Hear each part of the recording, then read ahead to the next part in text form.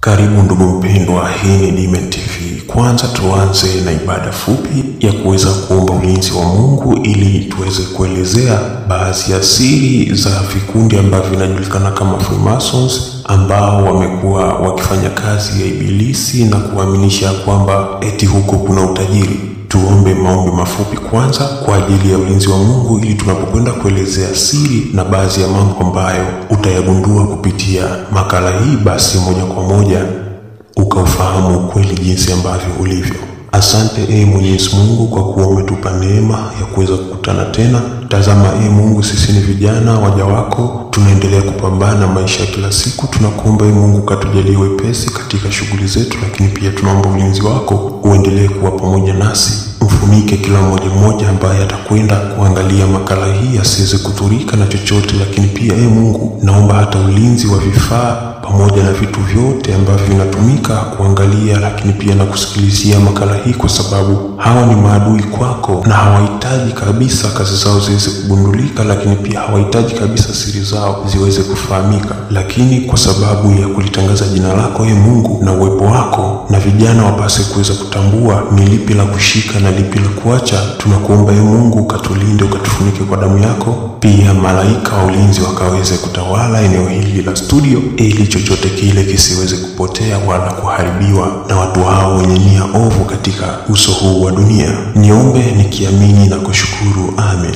Ndugu mpendwa, kama wewe ni kijana, karibu sana. Kama ni mtu ambaye ndo kwa mara yako ya kwanza kuweza kuona channel hii, basi subscribe ili tuweze kujuzana na kufundishana mambo mengi sana. Katika hii dunia tunayoishi ni dunia ambayo imejaa vitu vingi sana. Toka uumbaji wa Mungu uweze kuanza na alipomuumba ibilisi na kumtupa hapa duniani, basi aliweza kupewa miaka takribani 1000 ya kuweza kutawala hapa duniani. Kwa hiyo kazi za ibilisi zitaendelea kudumu vizazi na vizazi, kwa sababu huu mwaka mmoja ambao unaongelea katika hiyo miaka 1000 ni sawasawa na miaka 1000 kwetu sisi. Tunaona ni miaka 1000, lakini katika mazingira yale ya kiroho mwaka mmoja kwao ni mrefu sana. Kwa hiyo wanatawala ni vizazi na vizazi. Kwa hiyo mpaka miaka 1000 iweze kutimia ni karne na karne toka Yesu aweze kuzaliwa, lakini pia kuteswa na kufa pale msalabani. Hakika shughuli za ibilisi zimeendelea kuwa nyingi katika uso wa dunia. Kumekuwa na vikundi mbalimbali ambavyo vimeendelea kuibushwa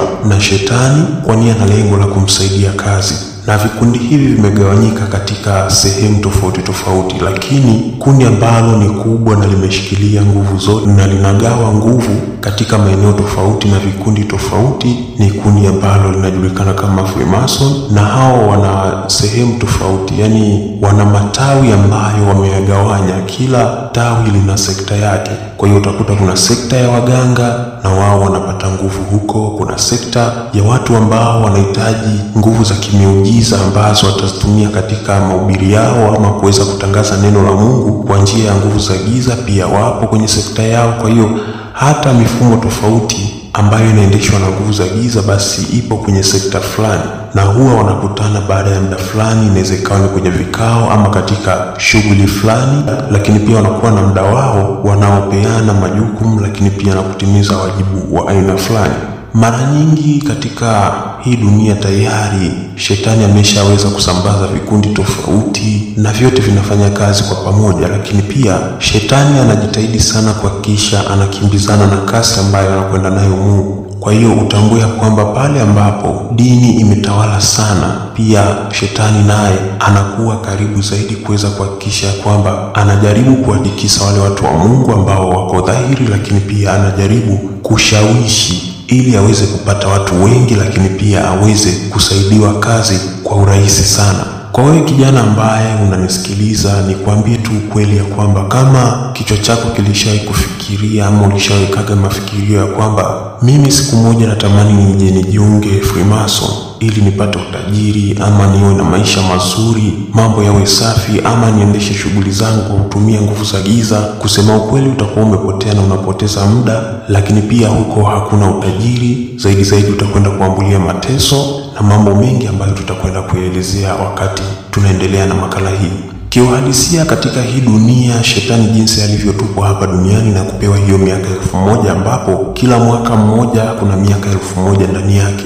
Kwa hiyo anakuwa na miaka mingi katika kuiendesha hii dunia, lakini pia hadi pale siku ya mwisho itakapotimia, siku ya hukumu, ndipo shetani na malaika wake wataweza kutupwa katika ziwa la moto, ambalo hilo ziwa wataingia pamoja na wale watu ambao wametenda maovu.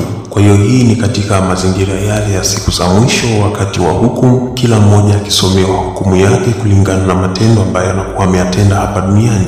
Fahamu ya kwamba pindi ambapo unakwenda kujiunga na vikundi hivi vya siri ambavyo vina matawi, sana sana hawa Freemason ambao wana matawi yao na wana vikundi tofauti tofauti ambavyo vinaendesha shughuli kimya kimya, na hata wakati mwingine kama unahitaji kujiunga na hawa jamaa Freemason, ni kwamba unaweza ukapitia kwenye vikundi hivyo mpaka ukawafikia wao. Lakini hali halisia iko hivi: ukiwa ni maskini ama tunasema ni mtu wa kawaida sana, hauna chochote, hauna kazi, hauna majukumu ya aina yoyote ambayo yanakusaidia wewe kuweza kutengeneza fedha ama kutengeneza kipato, yani kwa ujumla hauna kazi ambayo unaifanya, ni ngumu sana kuweza kujiunga na hawa watu ambao wanaitwa Freemason, kwa sababu wanatumia kazi yako kama mwamvuli kwao. Ndio maana wanaendesha mambo yao kwa asili sana. Kwa hiyo amini usiamini ya kwamba mtu ambaye anaweza akajiunga na hawa watu ni yule ambaye anakuwa tayari ana kazi anayoifanya. Kazi hiyo inaweza ikawa inahusiana na umaarufu kama vile usanii,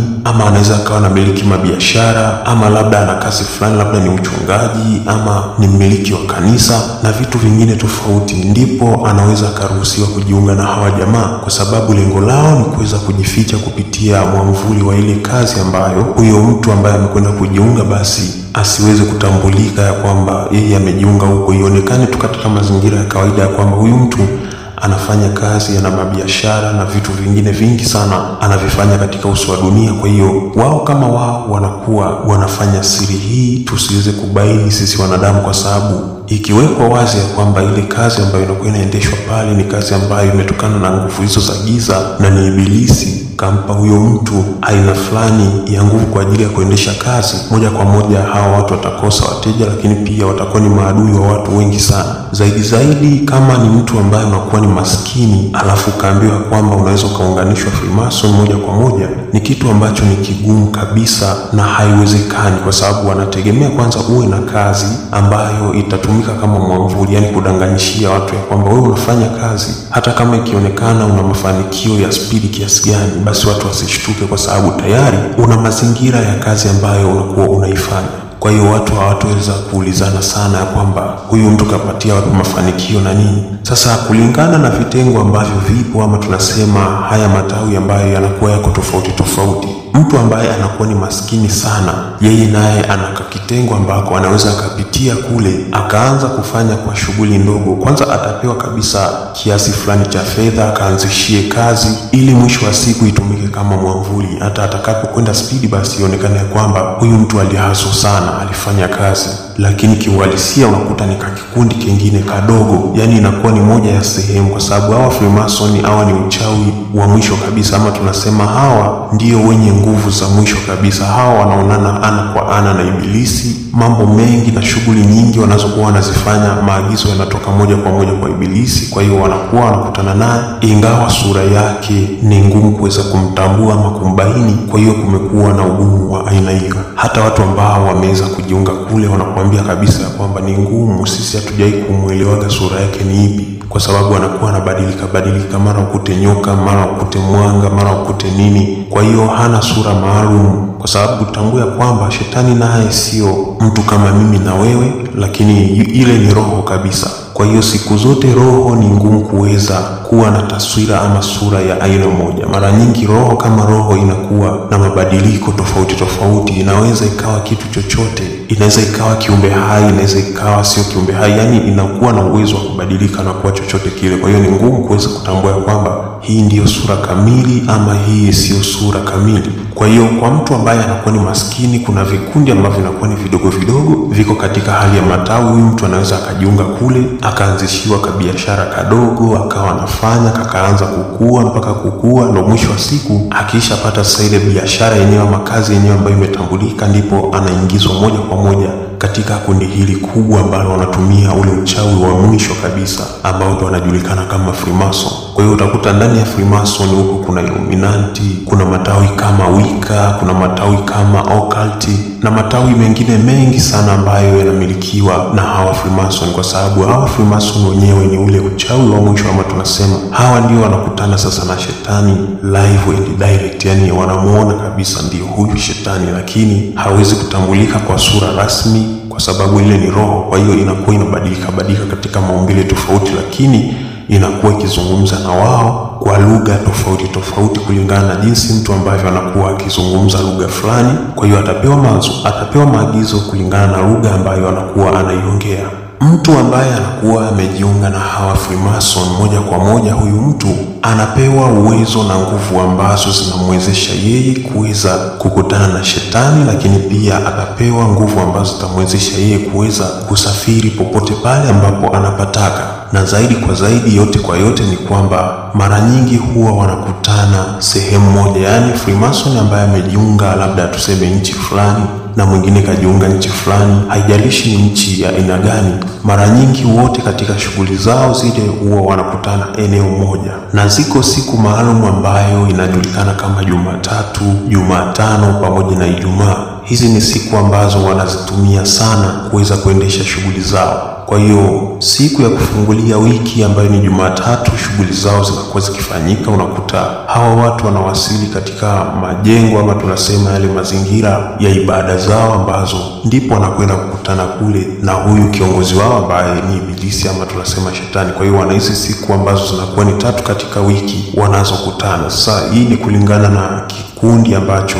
kitakuwepo ama tunasema kitaendesha shughuli zake kama tawi mojawapo la hawa Freemasons. Sasa mara nyingi huyu mtu anapokuwa amejiunga nao ni kwamba atapewa hizo nguvu. Hizo nguvu zinamwezesha yeye kuweza kusafiri ama kufika katika vikao vyao ambavyo vinafanyika mara nyingi inakuwa ni saa 6 za usiku, lakini pia hizo nguvu ni kwa ajili ya kuweza kumwezesha yeye kuweza tena kurudi tena sehemu ambapo anakuwa labda amelala ama amepumzika. Na namna ya kuondoka ni kwamba huyu mtu anakuwa amepumzika, lakini ile pete ambayo anakuwa amepewa na hawa jamaa, kwa sababu hawa wanatumia pete ambazo zinakuwa zimevikwa roho za kumwezesha huyu mtu kuweza kusafiri ama kutoka sehemu ambayo yupo kwenda katika sehemu nyingine, ama akiwa ameagizwa kazi fulani basi ataitumia hiyo. Na mara nyingi pete hizi zinakuwa zimepewa miaka tofauti kulingana na jinsi ambavyo mtu utakuwa unahitaji utajiri kiasi gani. Kwa hiyo utapewa kulingana na miaka, na hizi pete zimetenganishwa katika miaka tofauti.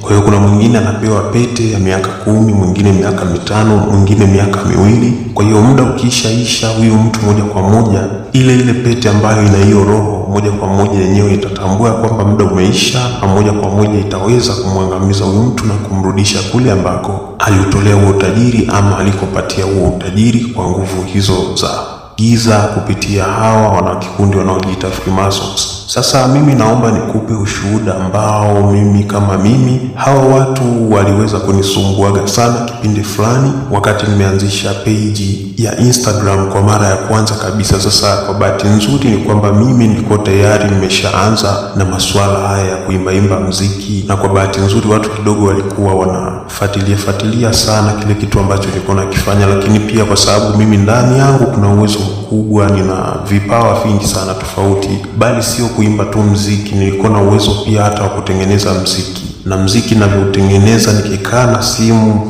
2 au hata 1 na kuwa na uwezo wa kurekodi kabisa, ngoma inatoka kabisa, yani utafikiri imetoka studio. Na baadhi ya nyimbo hizo zipo kabisa YouTube, unaweza kuzitafuta wewe, andika tu Dmend hapo utaweza kuziona hizo nyimbo. Usifikiri ya kwamba nimeingia studio labda nimefanya nini, hapana, hiyo ni production ya kwenye simu na nyimbo zimetoka kama hivyo, zina back vocal na kila kitu kabisa. Kwa hiyo ni kipaji ambacho nimejaliwa nacho na hakuna mtu alinifundisha, lakini uwezo niko nao. Hata leo hii nikishtuliwa kwamba fanya production ya simu na utoe nyimbo, muziki, burudani kabisa, inawezekana. Kwa hiyo sasa hawa watu hawa wenye vikundi hivi tofauti, hawa Freemason, moja kwa moja kwenye ile page ambayo nilikuwepo nayo, waliweza kunidirect katika message ambayo kwa bahati mbaya sana sikuweza kujua kwamba kama nitakuja kuongelea hili swala, lakini niliwablock baada ya kuweza kuona kwamba wananifuatilia sana, wanatamani shawishi kuweza kujiunga nao, kwa sababu walikuwa wanakuja wana vikundi tofauti tofauti. Walianza Illuminati,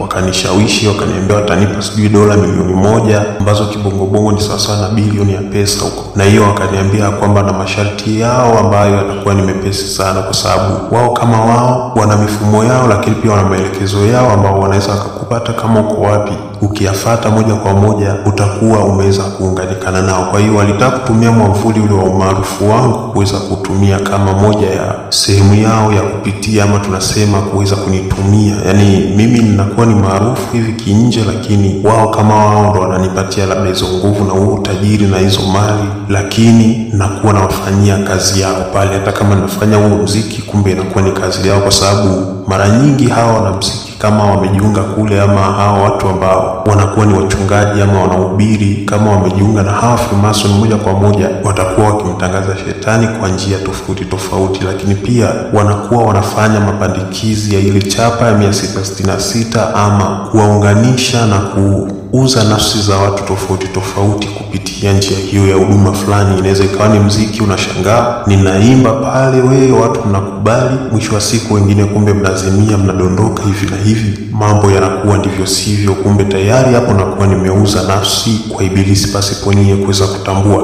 Kwa hiyo walinisumbua sana. Nakumbuka hichi kitu nilimuonyeshaga hata mdogo wangu, nilimuonyeshaga kwamba hawa watu wananisumbua. Nakumbuka pia niliweza kumshirikisha na rafiki yangu mmoja, akaniambia kwamba ukiona hawa watu kama wanakufuatilia kiasi hichi, huenda wameshajua kwamba kuna kitu ambacho kipo kwako, ama kuna jambo ambalo wameliona liko kwako, ndio maana wanakufuatilia kiasi hichi, kwa sababu sio rahisi. Na kweli ile peji ilikuwa ni peji kubwa sana. Mimi mwenyewe nikashangaa, peji yao kabisa kubwa, wananitafuta mimi ambaye ndo nimefungua kwa mara ya kwanza. Yani toka hapo mapenzi na Instagram yakaanza kupotea, lakini haimaanishi ya kwamba nimeacha kabisa, bado nazitumia, lakini mapenzi kidogo na Instagram yalipungua, kwa sababu niliona ni kama huko wanaweza kumpata mtu kiurahisi sana, kwa sababu walimdirect kabisa DM kwa message ndefu ambayo ni ya Kiingereza. Mimi nikawablock kwa peji yao ya Illuminati, wakaja tena na peji nyingine nayo nikaiblock, lakini pia nikaanza kuona kuna peji nyingine za kwao tena zinaanza kunifollow mimi, jambo ambalo likanifanya sasa ni wablock wote kabisa. Alafu baada ya hapo hiyo peji nikaacha kutumia kwa muda. Hata kama ukienda sasa hivi ukiandika pale, peji hiyo ilikuwa zamani inaitwa Demand Music, lakini nikajaga nikabadilisha ikaja kuitwa Demand TV Music Movie, lakini sasa hivi pia nimeibadilisha inaitwa Nguna Media. Kwa hiyo kuna peji hiyo nimeibadilisha takriban mara 3, lakini cha ajabu ni kwamba baada ya kuondoa hawa watu ni kwamba ile peji ilikuja ikadumaa. Sijajua walifanya nini baada ya kuona labda ninawatoa sana, ile peji ikaja ikadumaa, ama tunasema ikashindwa tena kukua. Yani watu wakifikia kiasi fulani hawaongezeki, hawaendi mbele, wanaishia pale pale. Zaidi wakiongezeka, watakavyopungua watapungua kwa kasi sana. Kwa hiyo moja kwa moja nikagunduaga kwamba tu hapa tayari kuna tatizo linaloendelea. Kwa hiyo kwa hawa jamaa wameshafikia hatua ya kwamba wanafanya mashambulizi yao kuhakikisha wanasitisha kila kitu ambacho nakifanya basi kisiende ama kisifike kunakotakiwa.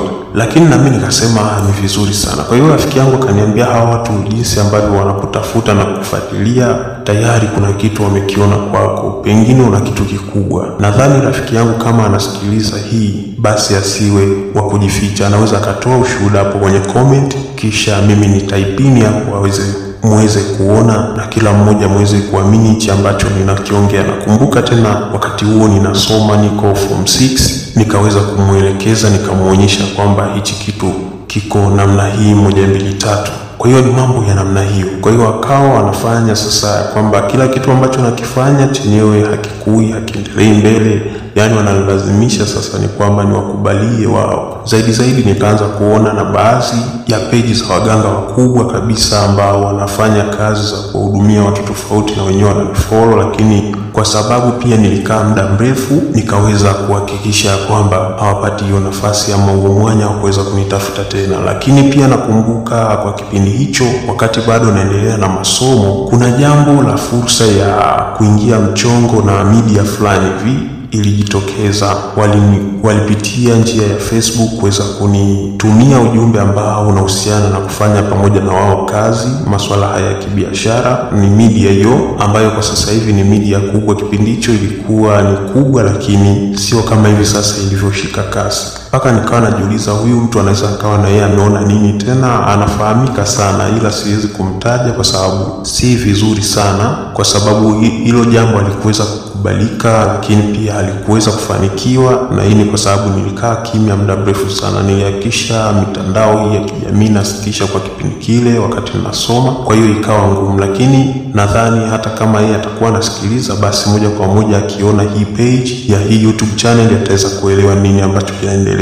Kwa hiyo nadhani walitaka tufanye kazi pamoja na wao ili moja kwa moja tuweze kufanya kitu ambacho kitakuwa ni kikubwa. Lakini mimi akili yangu na mawazo yangu kidogo kwa kipindi hicho tayari nilikuwa nimeshafikiria kwamba moja kwa moja nimiliki channel ama tuseme nimiliki media yangu mimi mwenyewe. Kwa hiyo ikawa ni ngumu kuweza kushirikiana nao, ingawa ni jambo ambalo pia baadaye nilikuja tena nikafikiria, nikajiuliza inakueje hapa, nikajaribu kuwatafuta tena, lakini ndio hivyo, muda ukawa umeshapita, nikawa nimeshachelewa. Message yenyewe ikawa imeshachukua miezi kama 2-3 hivi, kwa hiyo ikawa haina maana tena. Hata nilivyokuja kuwatafuta tena ikawa ni ngumu kwa wao kuweza kunikubalia. Kwa hiyo nikaona nianzishe tu media yangu mimi kama mimi, niendelee kufanya kazi. Na mpaka leo kama hivi inavyofahamika, tunaongelea sana masuala ya kiroho na mafunzo tofauti, na hii ni kwa sababu ya wale jamaa sasa kuweza kunifuatilia sana katika mazingira yale ambayo nilikuwa naimba muziki huko nyuma. Kwa hiyo walikuwa wanajaribu sana kuweza kuwinda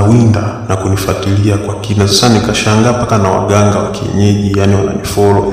Nilivyoona hivi nikashtuka, nikaona hapa hakuna kitu ambacho kitakuwa ni sahihi, ama kuna kitu ambacho kitakuwa sio kizuri. Kwa hiyo nikahamisha mawazo yangu sasa, nikasema sasa nitajikita na kufundisha na kufanya shughuli ambazo zinakuwa labda ni za mazingira yale ya kiroho zaidi, kufundisha watu, kuelezea watu wanavyoweza kubaini vipawa vyao na vitu vyao mbalimbali, jambo ambalo limefanikiwa kwa 100%. Na toka hapo sijaanza kuona usumbufu wa aina yote. Ingawa kuna wakati inafika unakuta ni mashambulizi tu ya kawaida ambayo yanakuwepo, unakuta umeandaa makala ama tunasema kazi hizi zikaweza kupigwa mashambulizi baadhi ya makala, na nikakutana na vitu vya ajabu mle, sikuweza kuelewa ni kitu gani. Nakumbuka nirekodi kipisi cha video nikawarushia katika channel hii, lakini moja kwa moja nilikuja nikafuta tena, kwa sababu niliona sio kitu kizuri sana kuweza kukiachia tu na kukielezea juu kama vile watu hawatanielewa. Kwa hiyo moja kwa moja nikafuta, lakini nakumbuka takriban kama watu 100 na kitu hivyo waliweza kuona. Kwa hiyo ni jambo ambalo moja kwa moja liliwafikia baadhi ya watu, na kama wanakumbuka na wao wanaweza comment katika hii makala. Basi kuanzia hapo nikaanza kujifunza kutunza kumbukumbu ya makala zangu katika daftari ili kuweza kuepuka masuala haya ya uharibifu ambao unatokea, kwa sababu kwenye kompyuta bwana, hivi vitu vinakuwa ni kama na wao pia wanaviongoza. Kwa hiyo inakuwa ni rahisi kuweza kuvifikia, ama tunasema ni rahisi kwa wao kuweza kufikia, kuharibu na kutengeneza mashambulizi ya aina yoyote ile kupitia vifaa vyao. Nikaachana na masuala ya kutunza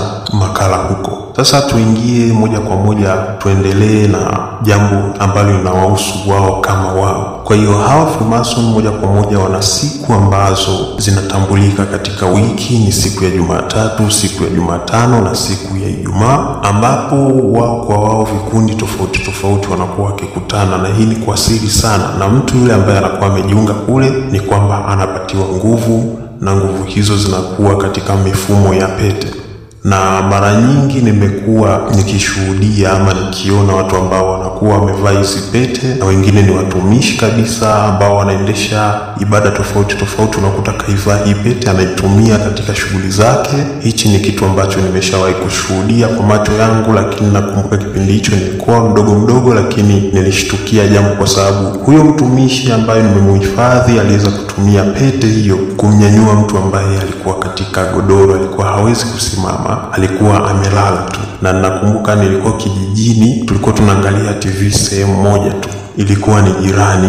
Kwa hiyo moja kwa moja baada ya kumwekea ule mkono wenye ile pete yule bibi, nikashangaa. Ameamka, alikuwa na godoro, akaamka, watu wakashangilia kwamba ni uponyaji umetokea pale. Lakini ile pete nakumbuka niliona, ila tutamhifadhi huyo ambaye anafanya kazi hadi leo hii na bado anaendelea na huduma yake na watu wanamjua ipasavyo.